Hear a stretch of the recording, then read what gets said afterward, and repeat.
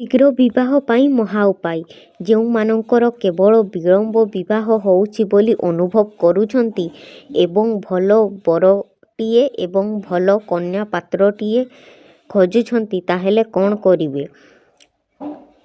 ଶୁକ୍ଳପକ୍ଷ ଗୁରୁବାର ଦିନ ସକାଳ 7:30ରୁ 9:30 ଏହି ସମୟ ମଧ୍ୟରେ ଗୋଟିଏ ବରଗଛରେ ଗୋଟିଏ ଘିଅର ଦୀପ ଜାଳିବେ ଏବଂ ସେଥିରେ ଲବଙ୍ଗ ପକାଇବେ ଏବଂ ତା ସହିତ କିଛି କ୍ଷୀର, କିଛି ହଳଦୀ, ଅଳ୍ପ କିଛି ଗଙ୍ଗାଜଳ ନେଇକି ଯିବେ ସାଙ୍ଗରେ ଏବଂ ଗୋଟିଏ ହଳଦିଆ ସୂତା ନେଇକି ଯିବେ। ସେହି ବରଗଛର ଚତୁଃପାର୍ଶ୍ୱରେ 7 ଘେରା ବୁଲେଇବେ ଏବଂ କହିବେ ଯେ ଶୀଘ୍ର ବିବାହ ହୋଇଯାଉ, ଯାହା ଆପଣଙ୍କର କିଛି ଦୋଷ ଅଛି ସବୁକିଛି କଟିଯାଉ ବୋଲି ନିବେଦନ କରିବେ ଏବଂ ଏହି ମନ୍ତ୍ରଟି ଉଚ୍ଚାରଣ କରିବେ, ଓଁ ବଟକେଶ୍ୱରାୟ ନମଃ।